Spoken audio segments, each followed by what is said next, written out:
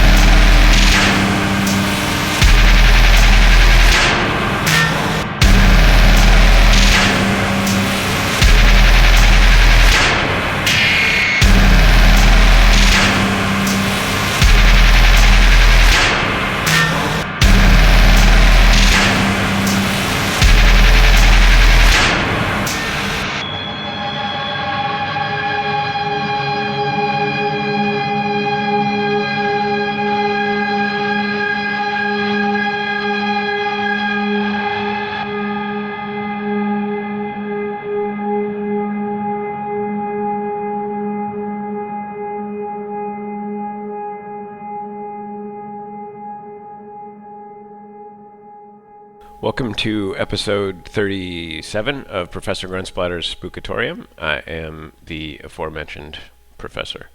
Opening the show today was Gobekli Tepe from Badrich off his Forensics album that came out on Ohm Resistance earlier this year. After that was Naxal Protocol with Degradation, and that project is the successor to the outstanding project Casodio. And the last track you heard there was Never Worse with Landfill, and that is off a split release between them and Tomohiko Sage on Strange Therapy Records. I wrestled a little bit with what to do with this episode. I did a winter holiday themed show many years ago, and I didn't really want to do that again. I thought about making it a top albums of the year episode, but who cares? And then I remembered the Victorian holiday tradition of the ghost story. So coming up a little later, I will have a reading of a tale from the master of ghost stories and safely out of copyright protection, M.R. James. My first thought actually was modern writer Scott Thomas, who writes brief and beautiful ghost stories in the same tradition, but the idea didn't strike me early enough to see if I could get permission to do that. So, M.R. James coming up later. First, though, this is Murderous Vision.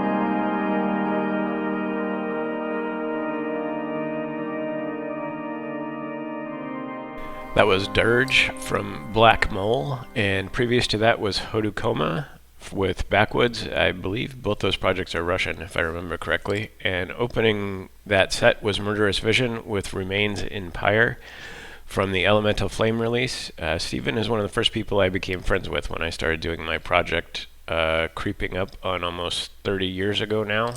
I've heard a majority of his releases, and that Elemental Flame record is among some of his finest work. It is great. It came out in 2021 on Status Productions and is worth tracking down if you can still find it. I'm sure you can get it digitally at least. Up next is one of my all-time favorite Skinny Puppy tracks.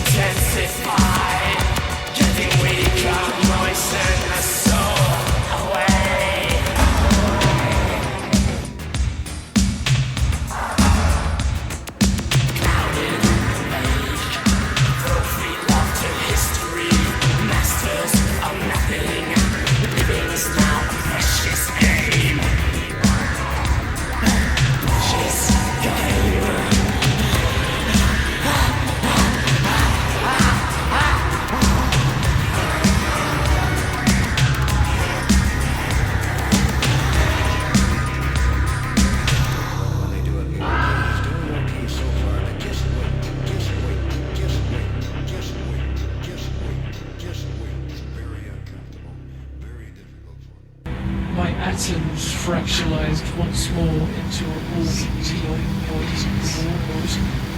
Will you at least not grant me the sight to let go? Just as you offer. But instead to see the streets as they really are. The last seed flung into dirt. My atoms fractionalized once more.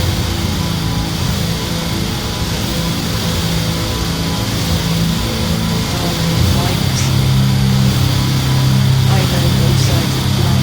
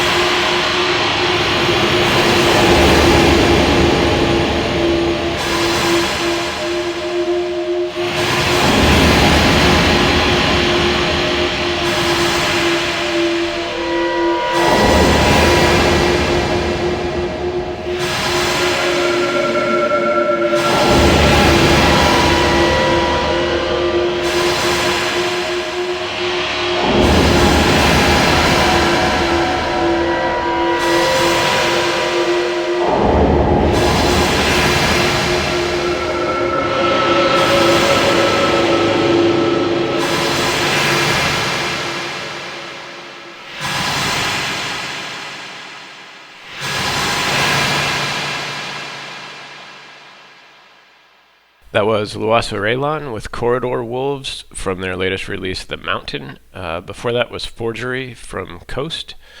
And starting off the block was Skinny Puppy with First Aid off of 1987's Cleanse, Fold, and Manipulate.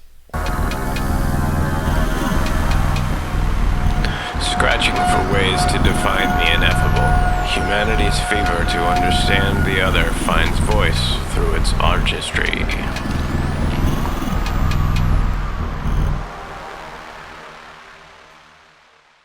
A School Story by M.R. James. Two men in a smoking room were talking of their private school days. At our school, said A, we had a ghost's footmark on the staircase. What was it like? Oh, very unconvincing. Just the shape of a shoe with a square toe, if I remember right. The staircase was a stone one. I never heard the story about the thing. That seems odd when you come to think of it. Why didn't somebody invent one, I wonder? You can never tell with little boys. They have a mythology of their own.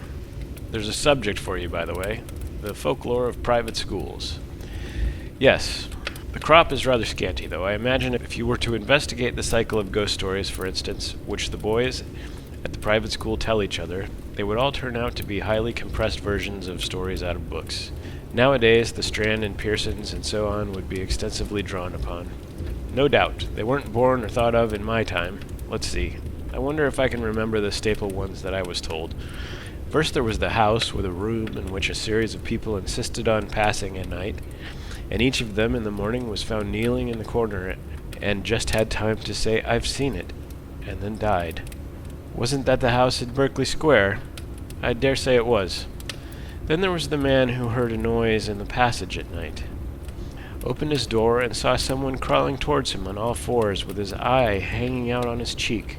There was besides, let me think, yes, the room where a man was found dead in bed with a horseshoe mark on his forehead, and the floor under the bed was also covered with marks of horseshoes as well. I don't know why. Also there was the lady who, on locking her bedroom door in a strange house, heard a thin voice among the bed curtains say, Now we're shut in for the night. None of those had any explanation or sequel. I wonder if they go on still, those stories.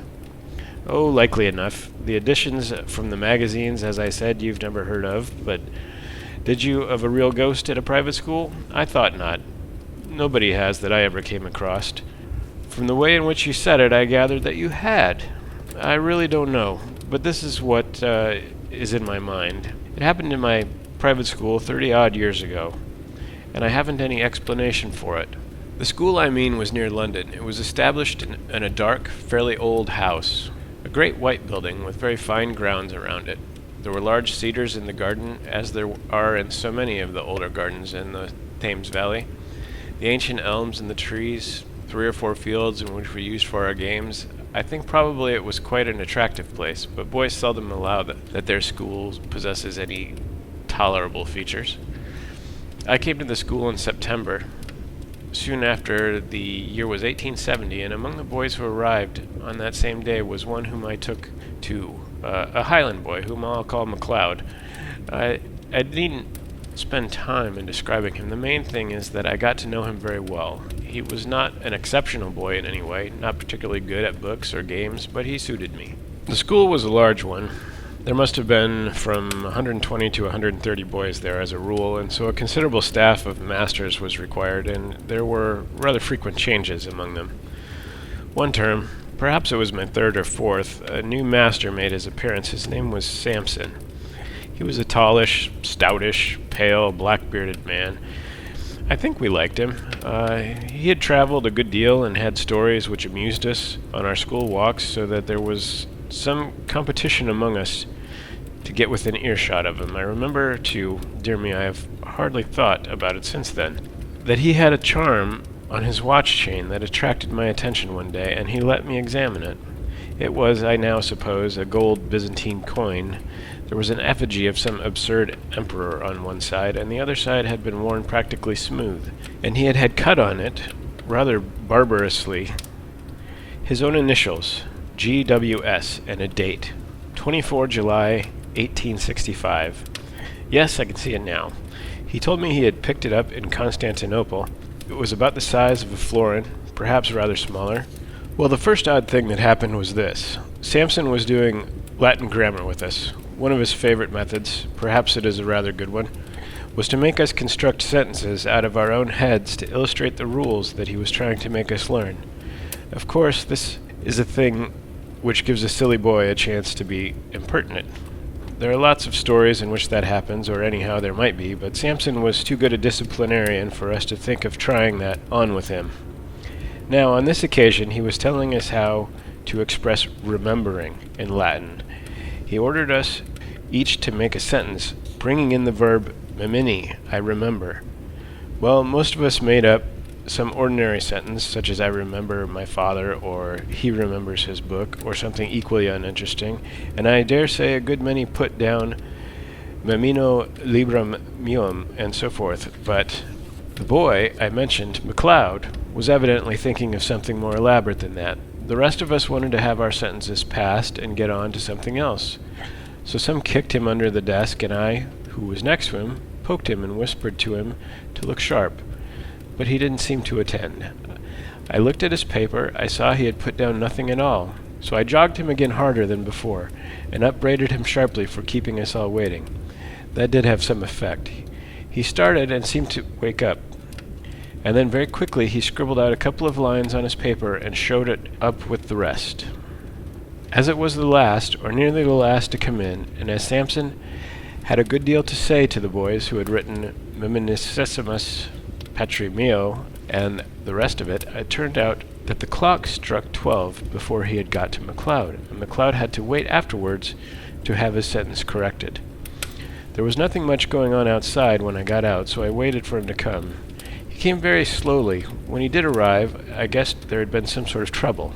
Well, I said, what did you get? Oh, I don't know, said MacLeod. Nothing much, but I think Samson's rather sick with me. Why? Did you show him up some rot? No fear.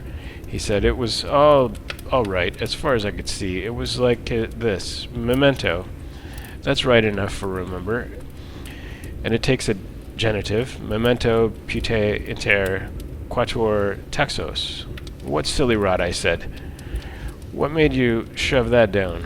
What does it mean? That's the funny part, said MacLeod. I'm not quite sure what it does mean. All I know is it just came into my head and I corked it down. I know what I think it means, because just before I wrote it down, I had a sort of picture in my head. I believe it means, remember the well among the four. What are those dark sorts of trees that have the red berries on them? Mountain ashes, I suppose you mean. I've never heard of them, said MacLeod. No, I'll tell you, yews. Well, what did Samson say?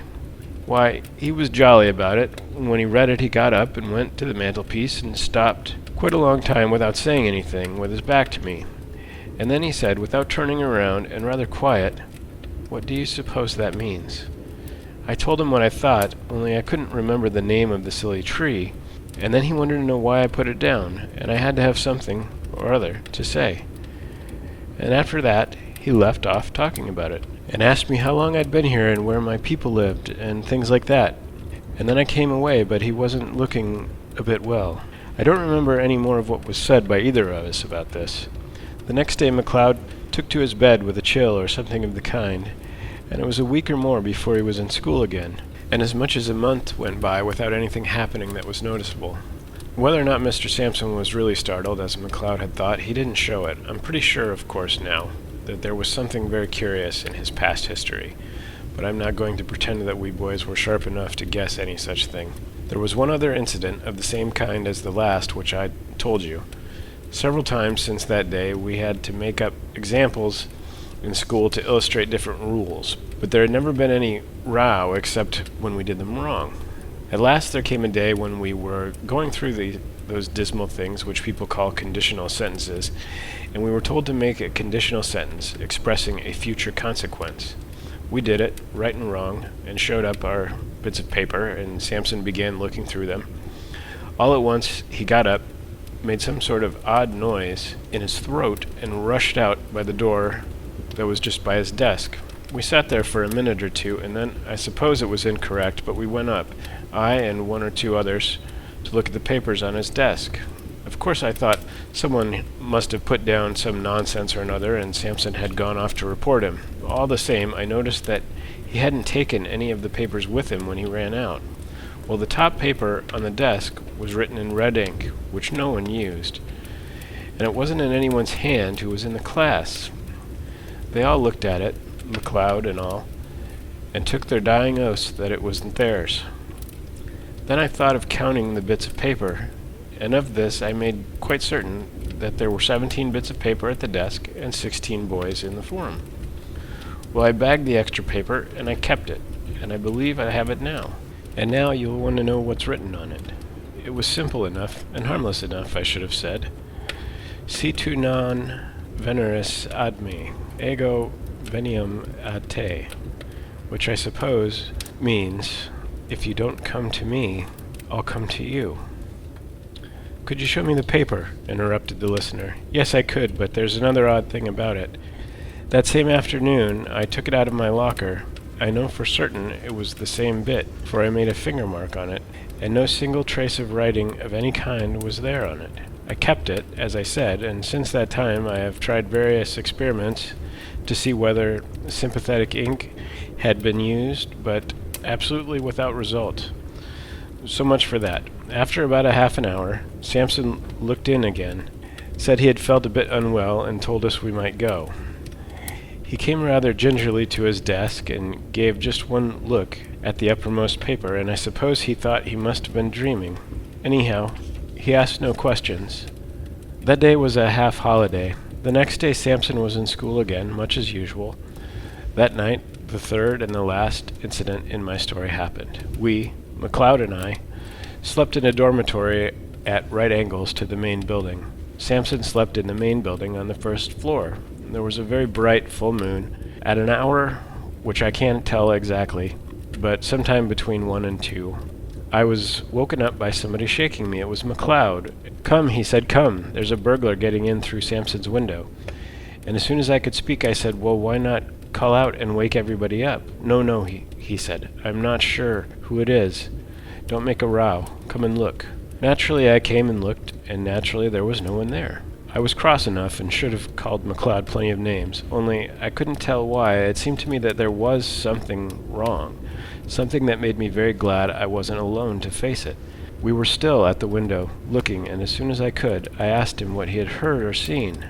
I didn't hear anything at all, he said, but about 5 minutes before I woke you, I found myself looking out of this window here, and there was a man sitting or kneeling on Samson's windowsill and looking in, and I thought he was beckoning. What sort of man? McLeod wriggled. I don't know, he said, but I can tell you one thing. He was beastly thin, and he looked as if he was wet all over, and he said, looking around and whispering, as if he hardly liked to hear himself, I'm not at all sure that he was alive. We went on talking in whispers for some time longer, and eventually crept back to bed. No one else in the room woke or stirred the whole time, and I believe we did sleep a bit afterwards, but we were very cheap next day. And next day Mr. Samson was gone, not to be found, and I believe no trace of him has ever come to light since. In thinking it over, one of the oddest things about it all seemed to me to be the fact that neither McLeod nor I ever mentioned that we had seen to any third person whatsoever. Of course, no questions were asked on the subject, and if they had been, I'm inclined to believe that we would not have made any answer. We seemed unable to speak about it. That is my story, said the narrator. The only approach to a ghost story connected with a school that I know, but still, I think, a sequel to this may perhaps be reckoned highly conventional. But a sequel there is. There had been more than one listener to the story, and in the latter part of that same year, or of the next year, one such listener was staying in a country house in Ireland. One evening, his host was turning over a drawer full of odds and ends in the smoking room. Suddenly, he put his hands upon a little box. Now, he said, you know about old things. Tell me what that is. My friend opened the little box and found in it a thin gold chain with an object attached to it. He glanced at the object and then took off his spectacles to examine it more narrowly. What's the history of this? He asked. Odd enough was the answer. You know the yew thicket in the shrubbery? Well, a year or two back we were cleaning out the old well. that used to be in the clearing here, and what do you suppose we found? Is it possible you found a body? Said the visitor, with an odd feeling of nervousness. We did that. What's more, in every sense of the word, we found 2. Good heavens, 2? Was there anything to show how they got there? Was this thing found with them? It was. Amongst the rags of the clothes that were on one of the bodies, a bad business, whatever the story of it may have been, one body had the arms tight around the other. They must have been there 30 years or more, long enough before we came to this place. You may judge we've filled the well up fast enough. Do you make anything of what's cut into the gold coin you have there? I think I can, said my friend, holding it to the light, but he read it without much difficulty. It seems to be GWS, 24 July, 1865.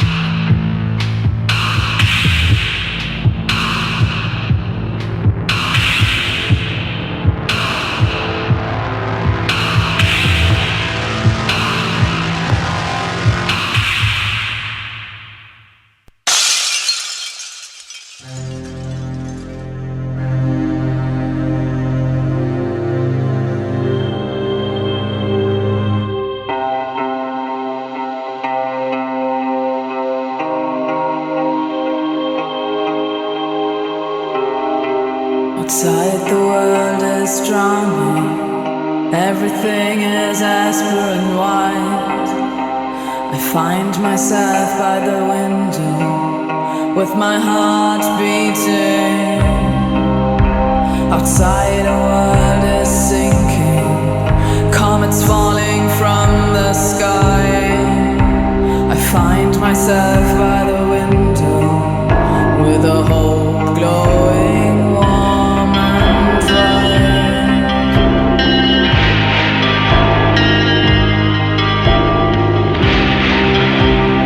Hand in hand, we were like shadows, drifting blind into the night.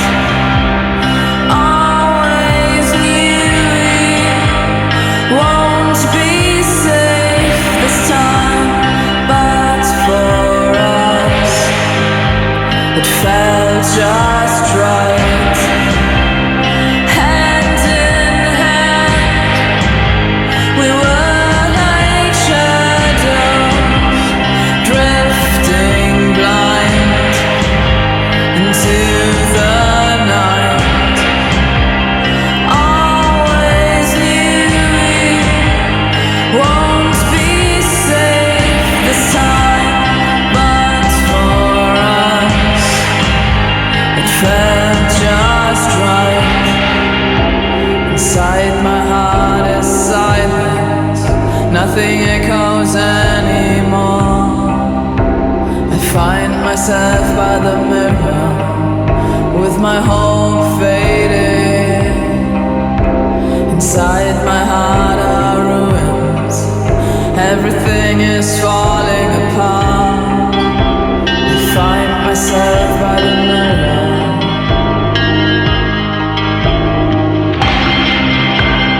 Hand in hand, we were like shadows, drifting blind into the night.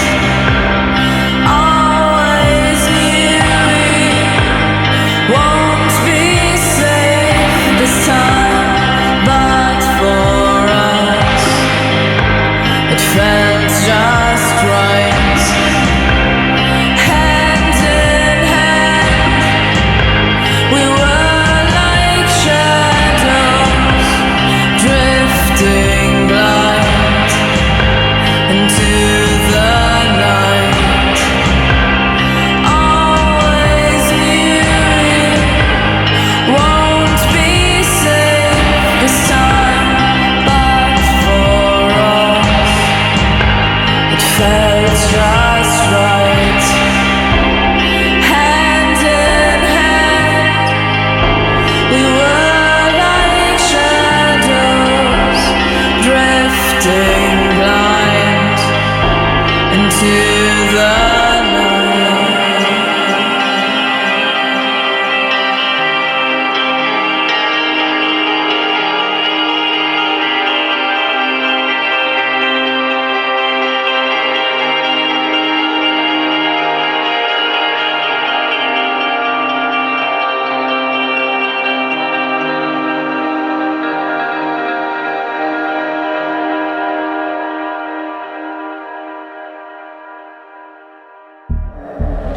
The Spookatorium exists to showcase music and ideas. I am not an expert at anything, and I have no agenda beyond fostering curiosity. The show is not monetized on any platform. It's available on iTunes, Stitcher, Google Podcasts, Spotify, and others. A video version is available on the Cryonic Mind YouTube page. If you can like, subscribe, comment, etc., it helps the show's visibility. If your music was featured here and you'd prefer it was not, let me know and I will remove it from the feed. You can reach the show at spookatorium@gmail.com. The website can be found at spookatorium.org, and your comments are always welcome. Thanks very much for spending some time here.